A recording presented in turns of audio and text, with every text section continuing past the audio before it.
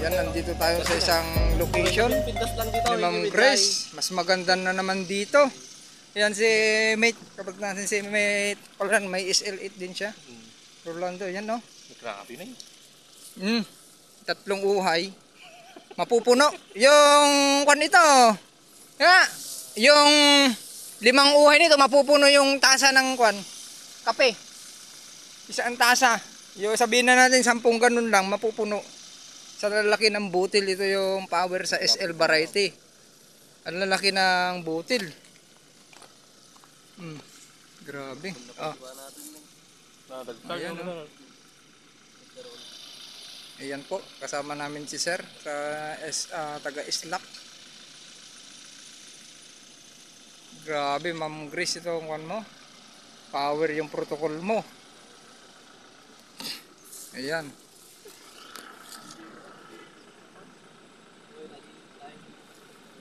O yung ma'am. 300 yung sa 8. Ang lumabas po sa SL8. Yung sinukat po namin doon ay 300 per hectares.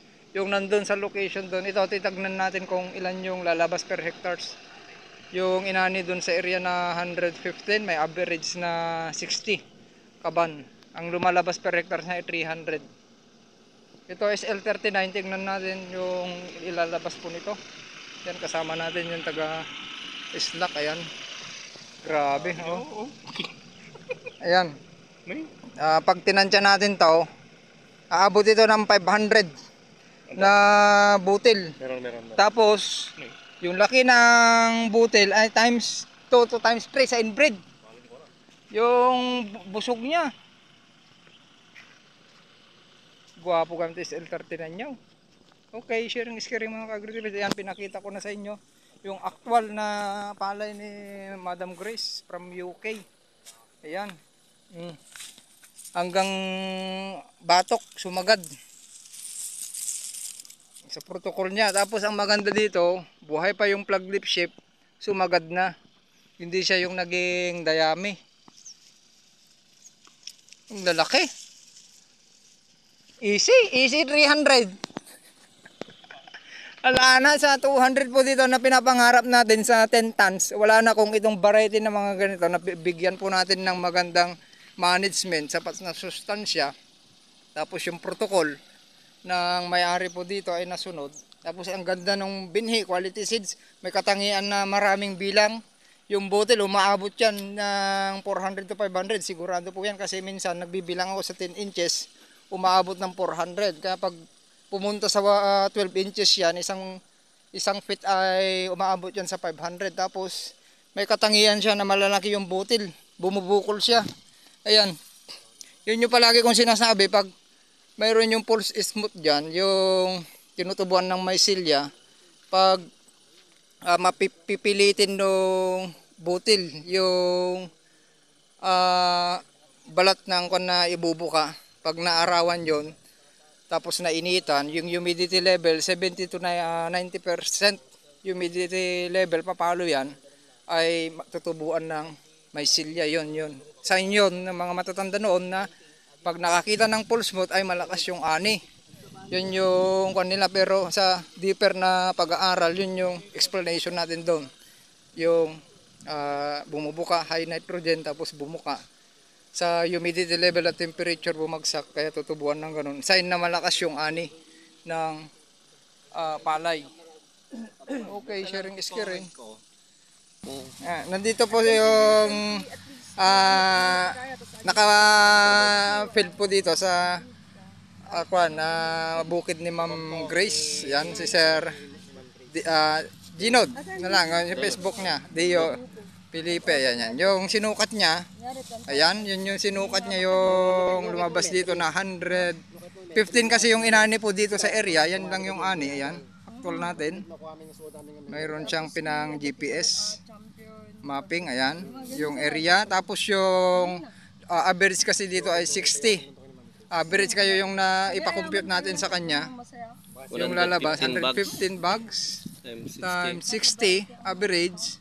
So may lumalabas na 6,900 kilos. Divide yung area niya. 0.46, kaya ang lumalabas ay 15 tons. Ilan sa kaban yan? 300. Okay, yung lumabas po dito, yan yung actual talaga na 300 kaban. Kinaya yung 300 ditong SL8H ng SL Agritech Corporation na may planting distance na may pangsukat tayo dito.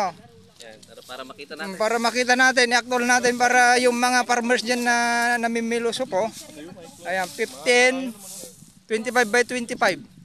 25 by 25 cm. Kaya kahit malayo, napalabas yung magalalaking butil. Tapos yung katangian ng seeds, quality seeds, binhi ay maraming bilang po. Tapos malalaki yung butil, naisagad sa batok kaya napakadaling anihin yung 300 kaban per hectares or 15 tons. Ayan, nandito po yung mga kasama natin sa Agritipid PH group chat. Yan, nagpatulong tayo sa kay Sir Dio Felipe. Ayan. Ayan. Ngayon, yung inaani ngayon, yun yung SL39 na ganun din, ang lalaki ng butil. Ayan, tingnan natin ang actual harvest dyan. Kung ilan. Okay, nandito po si Agritipid PH, handang tumulong sa inyo. Sabi nga namin, sama-sama, tulong-tulong, itaas ang ani at kita. Maraming salamat.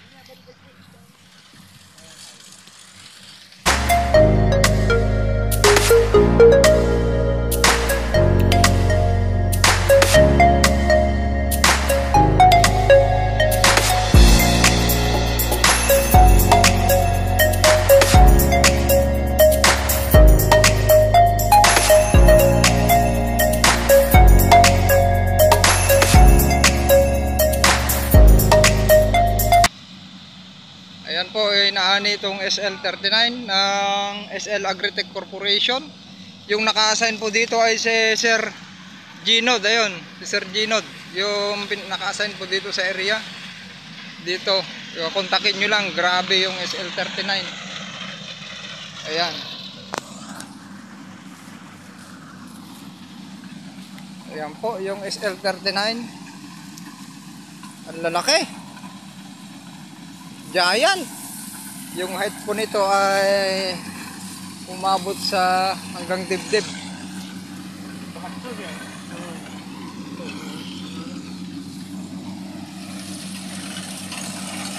Si kading ni Japs? Yes, sir. Ni April. Ayan. Kaya isang katungtong ni Manang Japet? Japet. Yes, sir. Ay, Yerby. Si kami lagi taga-Agritipid na. Agita dagiti estudyante na. Sa dati ka na nakamarites ti rabi eh. Nagkurang kami pa sir tibulugon te kasi SL na, di ba 50% lang kami. Moy. Dito talaga timama pa yung nagpigis ako ma. Ay na nangalaan na di ko. Si Entaman kitang taman da di ko na. Gipi na. Kan kaadayo na.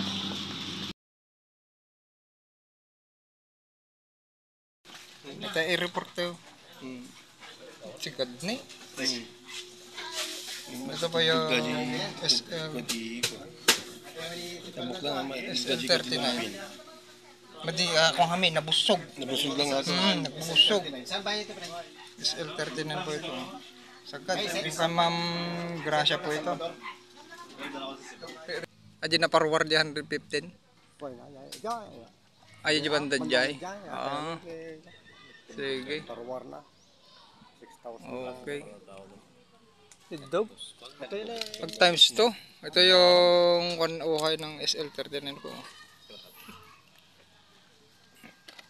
Video nga ta asigan. Ito na yung Ma'am Grace yung kwan mo, sumagad.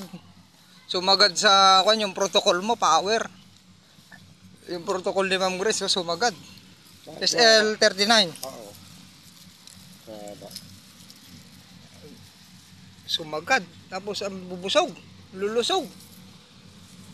O dito na po yung pinaka yung dinidiscuss ni Ma'am na pinakapangit na dito dahil naka-shaded. Yun yung kaya medyo nag-over siya ng nitrogen pero doon ang pinakamaganda. Andun. Pero tignan nyo, sumagad pa rin eh. Yung uhay. Ang lalaki. Pero para mate, yung SLN mo binatbat eh. Oh. Ganda. Nay. Jipi pa ka at Grabe. Ipilang nga ito. Ang lalaki talaga. Ito yung binidyo ni Juan, Sir Okaw. May mamunjubantan siya na. Kasi tanong ka. Ayan, kasama ko si mate Rolando Palyuran. At saka si Pare Jerby. Ayan. Ayan po. SL39 oh. Nakikita na natin. Yan. Ang tama. Dadakal. Makapa-inlove. Nakaka-inlove naman itong SL39. Grabe. Kwa pare. Ay mate. Di protocol. Protocol. May isang mga Di may isa. Ura aja SL tagkastoy no. Napakan. Adi protocol oh. May pares mo. Oo. Grabe. Ang lalaki oh. Unay mo pa. Ayan. Yung SL talagang nag times 2. Yung butil po nito times 2. Hindi mo na mapagpipilitan. Pang kwan talaga. Pang 14 to 15 tons.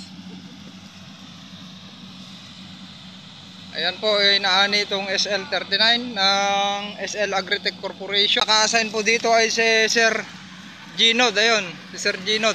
Yung naka-assign po dito sa area. Dito, kontakin nyo lang. Grabe yung SL39. Ayan. Paray. Page meter. Ayan po, inaani yung SL39 ni Ma'am Grace. Siya po yung namamahala dito, si Ma'am Japet.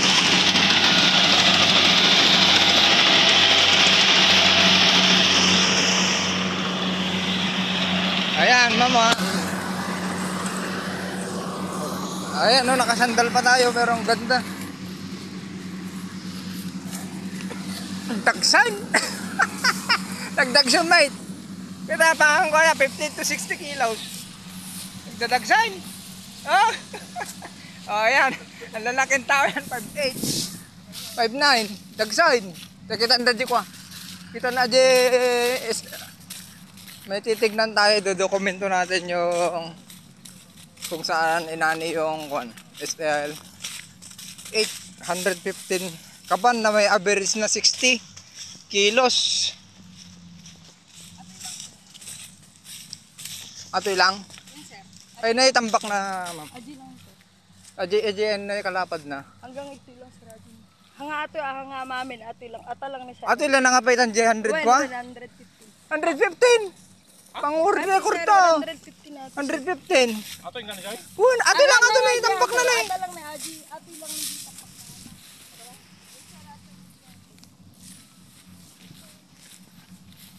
6, 7, 8, 9, 10, 11, 12, 13, 14, 15, 16, 17, 18, 19, 20, 21, 22, 3, 10, 17, 18, 19, 20, 21, 1, 2, 3, 4, 5, 6, 7, 8, 9, 10, 11.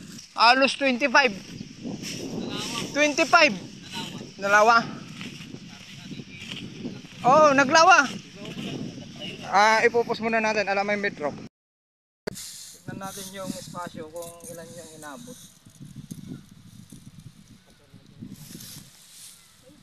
25. 25 eh. 25 by 25. Tama, mas gusto niya. SL8 po, ito, 25 by 25. Yung planting distance nito, Yung hamon nga nagpon. 25 by 25. Malaki yung butil at maraming bilang. Yung mahaba yung Bale yung binilang natin doon, dinokumento natin kanina doon, yung kanya, yung dinokumento natin yung binilang natin doon, i-review na natin.